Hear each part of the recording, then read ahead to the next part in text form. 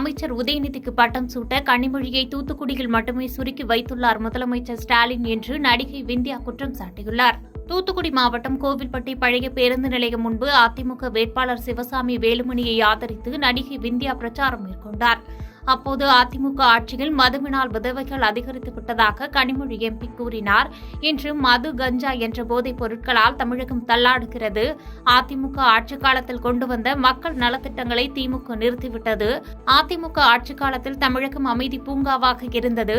இரட்டை இலைக்கு வரும் 19ஆம் தேதி ஓட்டு போட்டு வெற்றி பெற செய்யுங்கள் என்று மக்களிடம் கேட்டுக் கொண்டார்.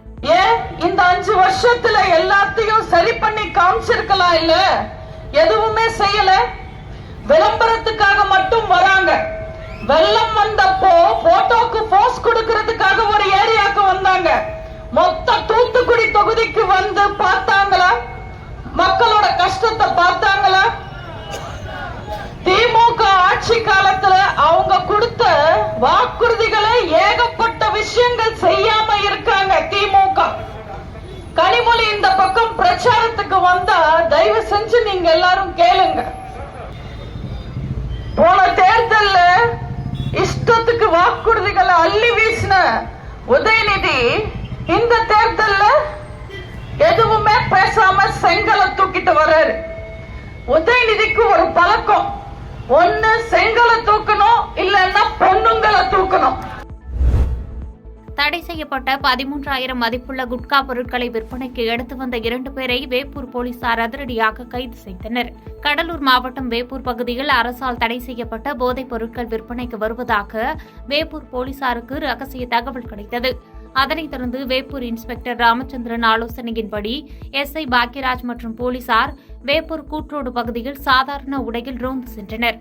அப்போது வேப்பூர் கூட்ரோடு சர்வீஸ் சாலையில் இருசக்கர வாகனத்தில் பெரிய டிராவல் பேக் எடுத்து வந்த நெய்வேலி ஊத்தங்கால் பகுதியைச் சேர்ந்த செல்வராஜ் மகன் கிருஷ்ணராஜ், நெய்வேலி மந்தாரக்குப்பம் பகுதியைச் சேர்ந்த முகமது அலி மகன் முகமது அப்துல்லா ஆகிய இருவரையும் அடக்கி சோதனை செய்தபோது அவர்களிடமிருந்து 13,000 மதிப்புள்ள அரசால் தடை செய்யப்பட்ட குட்கா பொருட்களை பறிமுதல் செய்த போலீசார் அவர்கள் ஓட்டி வந்த இருசக்கர வாகனத்தையும் பறிமுதல் செய்தனர்.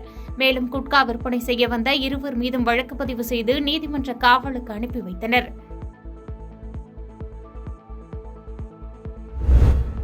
ஜெயங்கொண்டம் அருகே பள்ளி மாணவிகளுக்கு சில்மிஷம் செய்துவிட்டு தலைமறைவாக இருந்த பகுதி நேர உடற்கல்வி ஆசிரியரை போக்சோ சட்டத்தின் கீழ் கைது செய்து சிறையில் அடைத்தனர். அரியலூர் மாவட்டம் ஜெயங்கொண்டம் அண்ணா நகரை சேர்ந்த மகாலிங்கம் மகன் கர்ணன் 36 வயதான இவர் இரவாங்குடி அரசு மேல்நிலைப் பள்ளியில் பகுதி நேர உடற்கல்வி ஆசிரியராக பணியாற்றி வருகிறார். இந்த நிலையில் அங்கு 8ஆம் வகுப்பு முதல் 10ஆம் வகுப்பு வரை கல்வி பயிலும் மாணவிகளிடம் கராத்தே பயிற்சி தருவதாக கூறி பல்வேறு மாணவிகளிடம் சில்மிஷம் செய்ததாக கூறப்படுகிறது. இதில் பாதிக்கப்பட்ட மாணவிகளில் சிறுமி ஒருவர் ஹெல்ப்லைனுக்கு தொடர்பு கொண்டு புகார் அளித்தார்.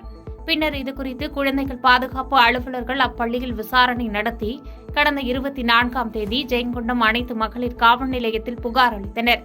அதன் பேரில் போலீசார் வழக்கு பதிவு செய்து தலைமறைவாக இருந்த கர்ணனை வலைவீசி தேடி வந்தனர். இந்நிலையில் செந்துறை பிரிவு சாலையில் தலைமறைவாக இருந்த கர்ணனை போக்சோ சட்டத்தின் கீழ் கைது செய்து சிறையில் அடைத்தனர்.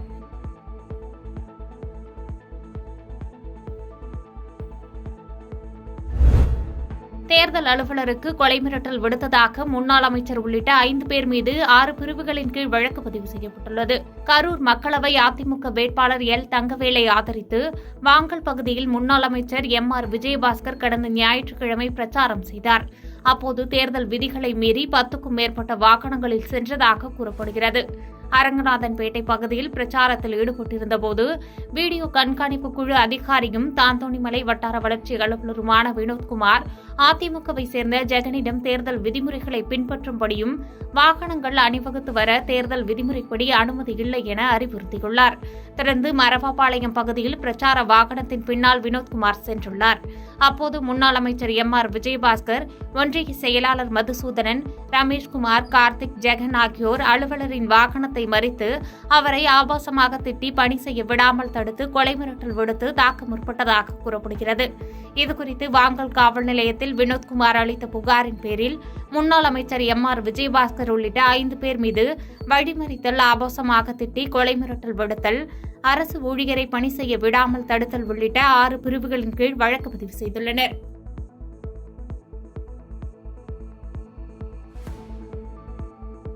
பாதகம் செய்பவரை கண்டால் நாம் பயங்கொள்ளலாகாது பாப்பா.